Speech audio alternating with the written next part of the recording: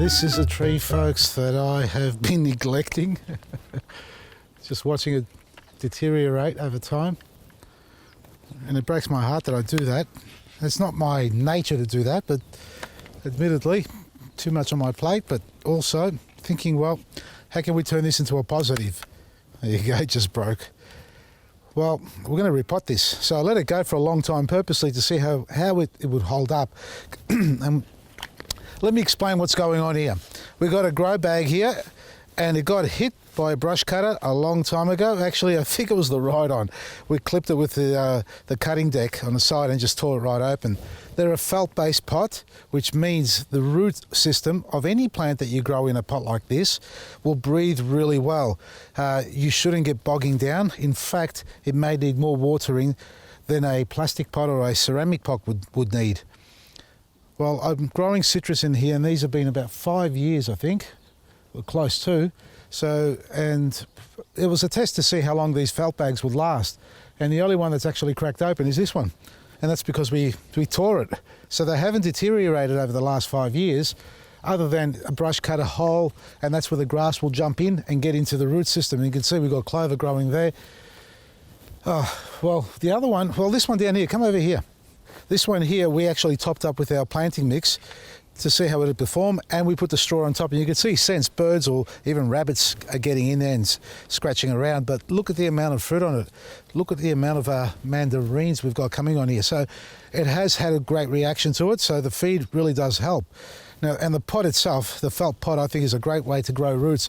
So what happens with your typical plastic pots by comparison?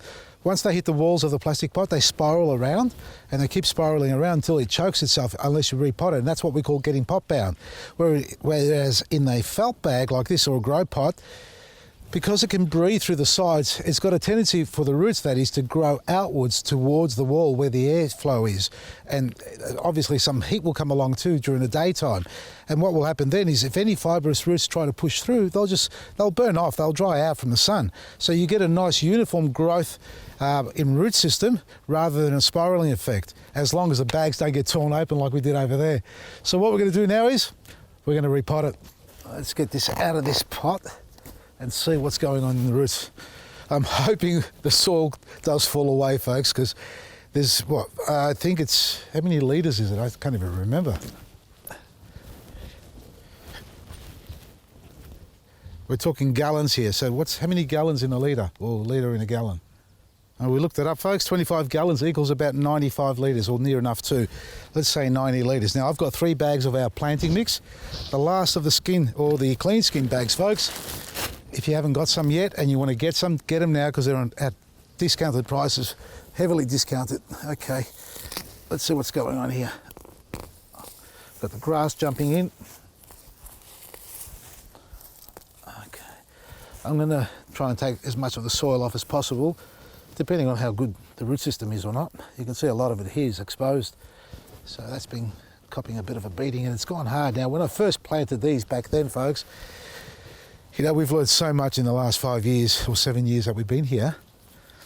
I use some basic potting mix from a garden centre, and it's the stuff that, since we did some trials and realised that's the worst thing you can do for plants long term, because you'll find they actually don't connect with the soil as they should. And if you're growing something that's an edible, well, you're not going to get the nutritional value out of it. Plus, look at it, it's turned to bloody sandy loam.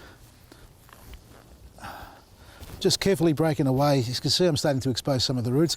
Citrus don't like to be transplanted, folks. They can be, but they don't like it. And if you just take a bit of time and care, and I'm just trying to get rid of as much of the weight as possible, because each bag there, by comparison to this, well, they weigh about 15 kilos. So you've got a good 50 kilos. Not a lot of moisture at the bottom, but it's still 50 kilos of a plant. And if I try to pull it from the trunk here, look at that. I'm going to actually put a lot of stress on the root system down below. All these fibrous roots here will get torn out, so I didn't bring a big tool, so it's just my hands, folks. I could probably take to this with a garden fork, but you won't feel a lot of it. And for those who are worried about exposed soil with your fingers and fingernails, put some gloves on. There we go, we got it. There's our root ball. See all the fibrous roots? Have a look at that underneath. Still pretty clean, so we've got nothing terrible going on here, but it really hasn't grown that much, obviously because it's been in shit mix and a torn bag. Now, because some of the roots have been cut off, we're going to compensate that by cutting back some of the plant as well. Just going to take it back a little bit, take all this off. You can see some dead wood on here, so just get rid of that down there. Obviously get rid of the lemon too, the poor little soul. Got rid of that. These leaves will fall off. Just a light tip prune, I suppose, is all you need to do all the way around. We'll get rid of that as well.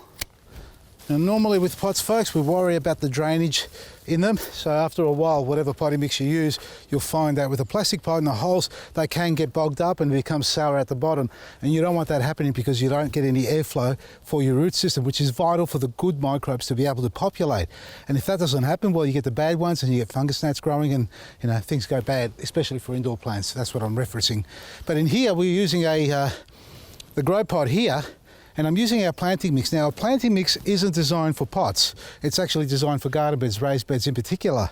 But to use it in a pot like this or any sort of pot, what I do is mix a 50-50 ratio with our cocoa fibre, which, by the way, is getting bagged as we speak in their wonderful label bags.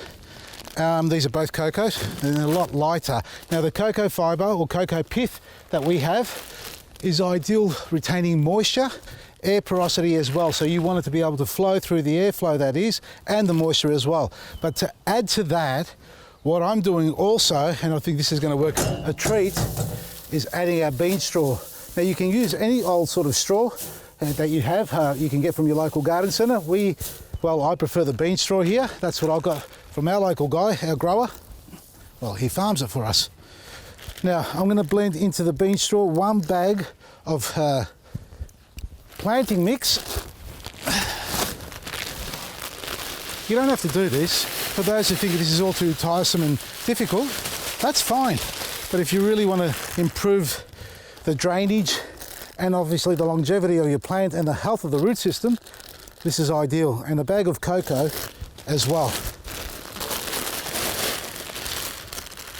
There we are. Now it's about 90 litres, so I've added about 60 and a little bit of bean straw as well.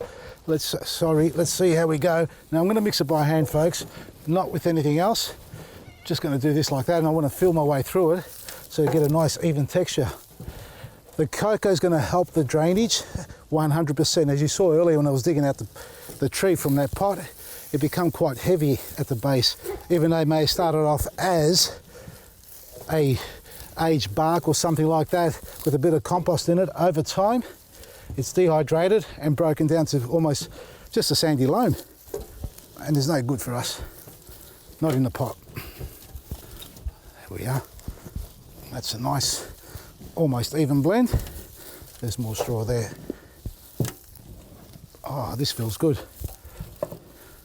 Now, folks, this is what I like doing for our pots, and I love it. Now, if you guys have been using our stuff in the past and you love it as well, well, stay tuned because we are working on a potting mix blend, all in the 1 bag, and it's going to kick ass, that's for sure, and all natural. I think I put about at least 50 litres. Look at this, look how well it drains. How gorgeous is that? That's what you want. All gone, perfect. Oh, I love that. And steady as she goes. We'll straighten it up as we backfill it. How many of you had to do a replant like this? 1 hand holding the plant, the other hand shoveling it in. There we are. Oh, good on you, mate. Have a look at that. Multi-skilled. We train them well here, folks.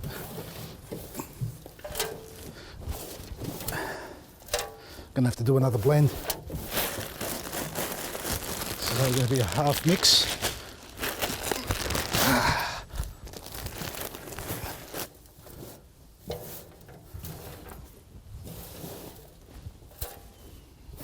Before I put the straw on, we're going to give it a water. All right. I've got a bit of straw to put on top, folks, but before I do that, we need to give it a good soak. I'm using our liquid gold in here, which is our seaweed solution. Now, to recap what I've done here, Well, we've changed the felt bag, which is the grow pot. We've mixed a 50-50 ratio of our planting mix, which in fact, if you're wondering why I haven't put any black grit or superfood, it's because it's already in the planting mix, so it's already been fertilised. It's got all those extra nutrients in it for the microbes to enjoy once you hydrate it. So what I've done there is a blend of 50-50 planting mix and cocoa for that porosity that we need. As you can see, it's just drained straight through and it's not going down the sides. Have a look. It's going to go straight down the middle. Don't prove me wrong. There we are. That's what you want. So it's actually soaking through to the root zone of the tree. And obviously it'll transpire across to the sides as well when you give it an extra feed, or water that is. So this is only 9 litres at the moment. I reckon it'll probably need 2 watering cans. Give it time to soak through and top it up. And then I also did mix in some bean straw in my case, not the sugarcane mulch or pea straw, which in fact you can use if you like. But I've just put some bean straw in with the actual compost, the planting mix, and the cocoa for that extra breakdown of airflow and feed. So we've got larger particles in there. Yeah, you can put some twigs if you like as well at the bottom of it.